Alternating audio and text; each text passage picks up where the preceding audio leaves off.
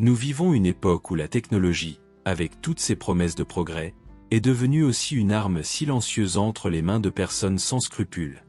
Les arnaques qui se limitaient autrefois à un simple appel téléphonique ou à une visite inattendue ont désormais de nouveaux masques numériques, plus sophistiqués, plus trompeurs, plus dangereux.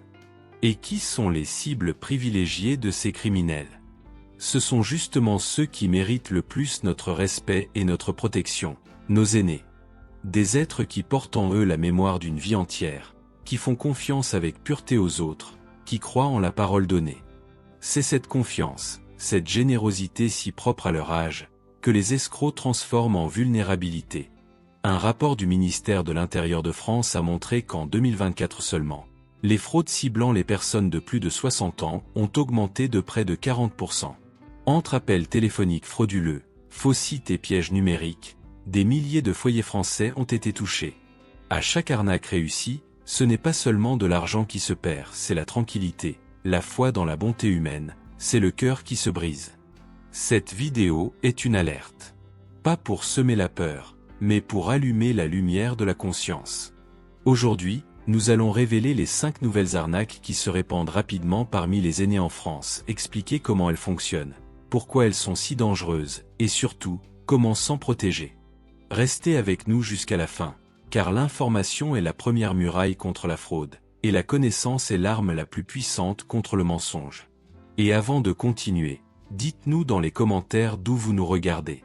C'est toujours émouvant de voir de quel coin de France, ou du monde, vous suivez nos vidéos. Numéro 1. Arnaque au petit-fils avec voix clonée par IA. Imaginez recevoir un appel d'un numéro inconnu. Une voix familière et douce vous dit être votre petit-fils en difficulté et avoir besoin d'argent immédiatement. Votre cœur s'emballe. Vous voulez aider, protéger votre famille. Sans réfléchir, vous suivez les instructions. Ce qui semblait être une simple conversation téléphonique se transforme en un moment de grande tension émotionnelle.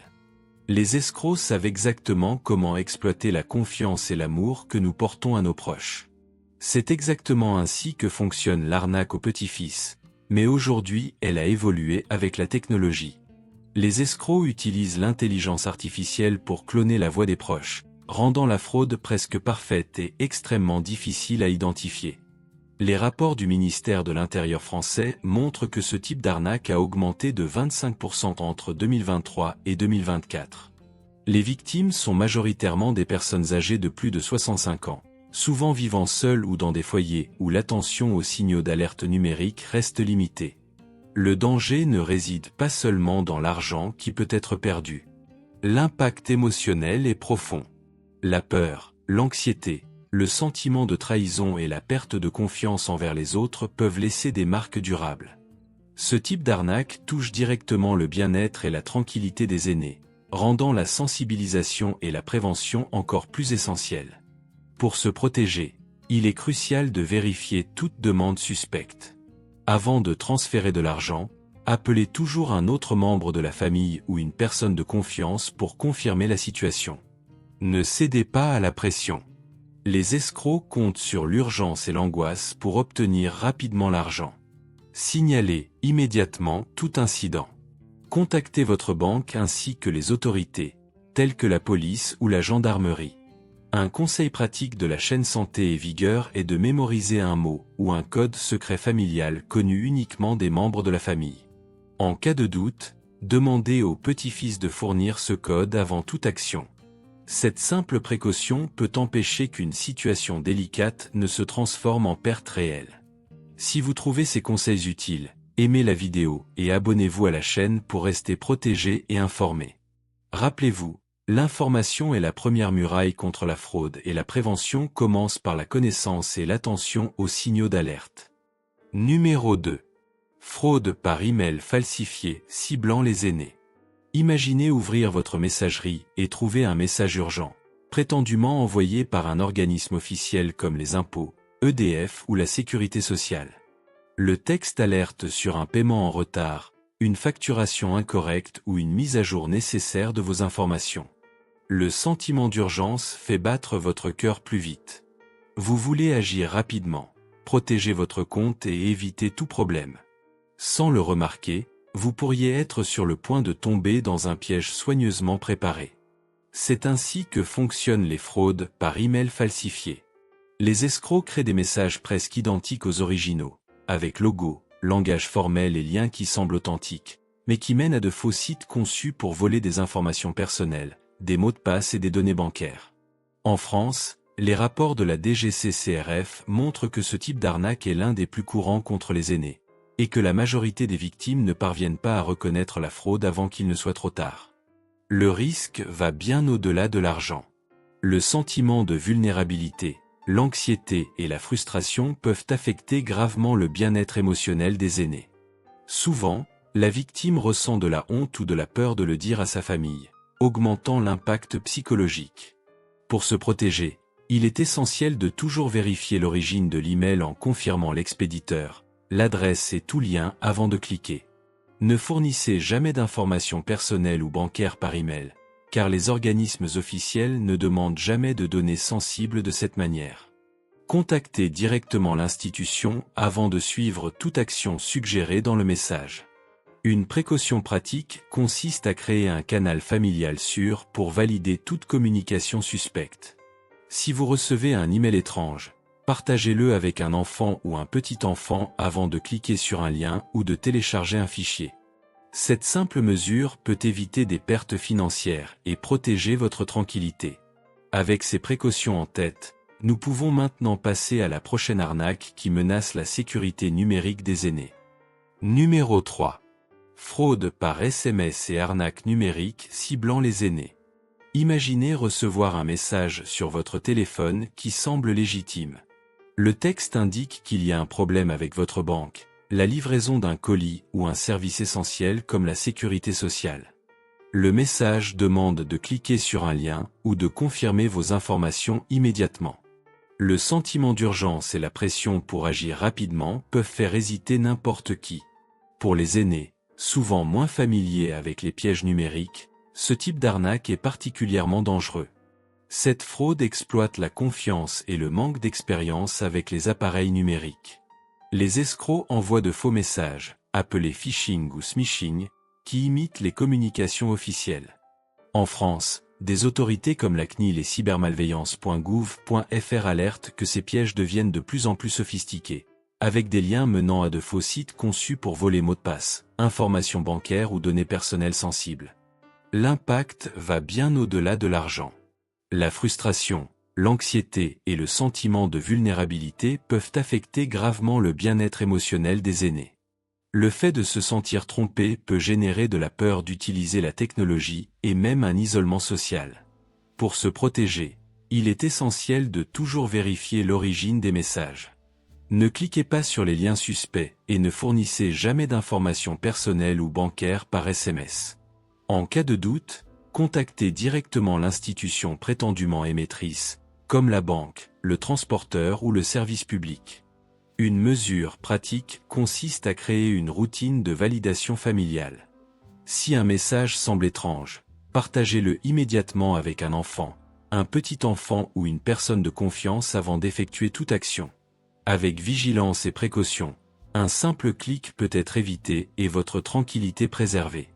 Si vous nous suivez jusqu'ici, écrivez le numéro 3 dans les commentaires.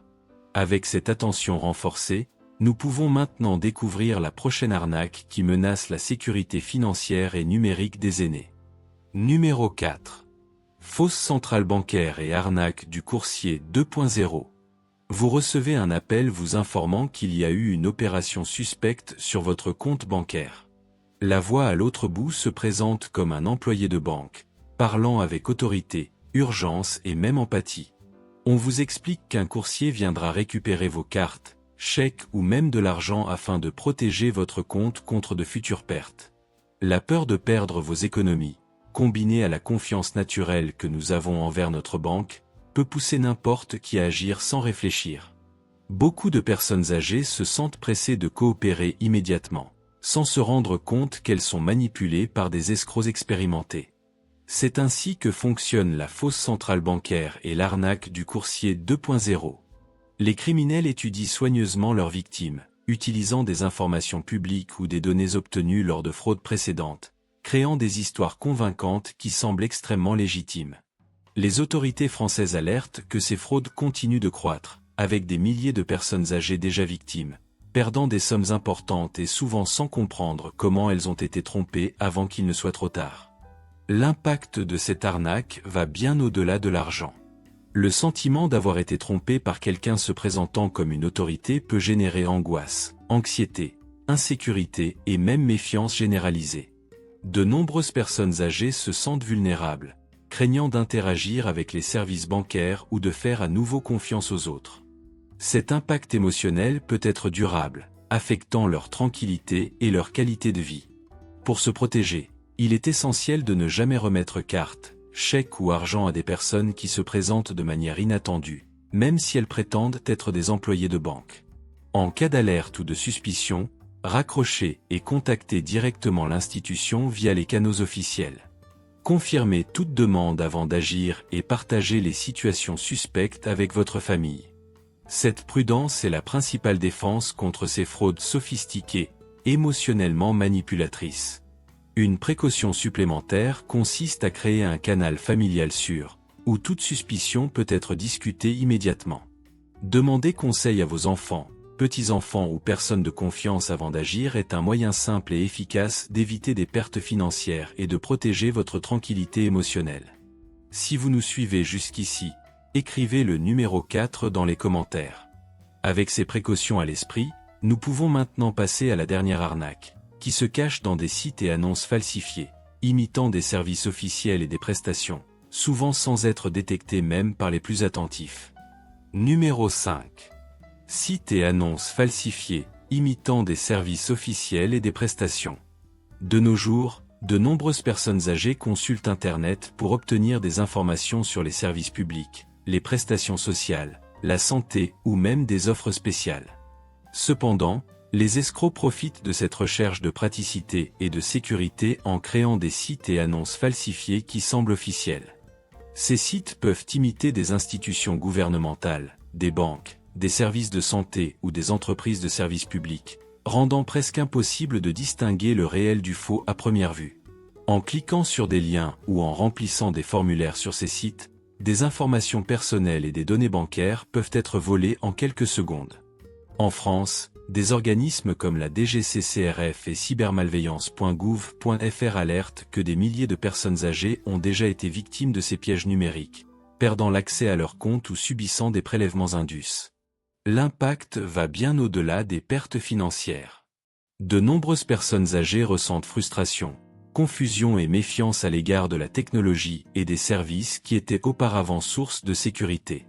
Ce sentiment de vulnérabilité peut provoquer la peur d'utiliser Internet et conduire à un isolement dans un monde de plus en plus numérique.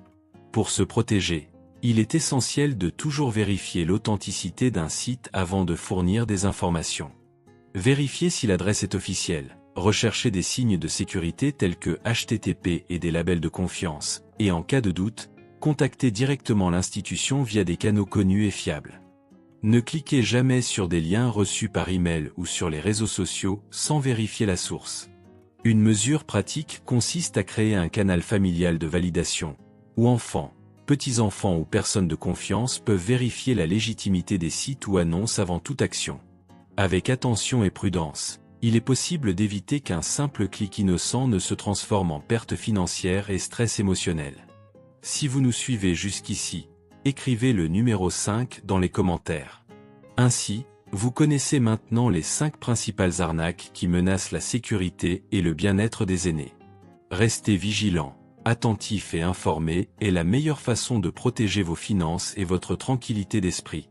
Maintenant que vous connaissez les 5 principales arnaques qui menacent la sécurité et le bien-être des aînés, il est temps de réfléchir à l'importance de rester vigilant et informé. Chaque appel suspect, chaque email douteux, chaque site ou annonce falsifiée peut sembler inoffensif, mais il est rempli de pièges exploitant la confiance, l'affection et la bonne foi.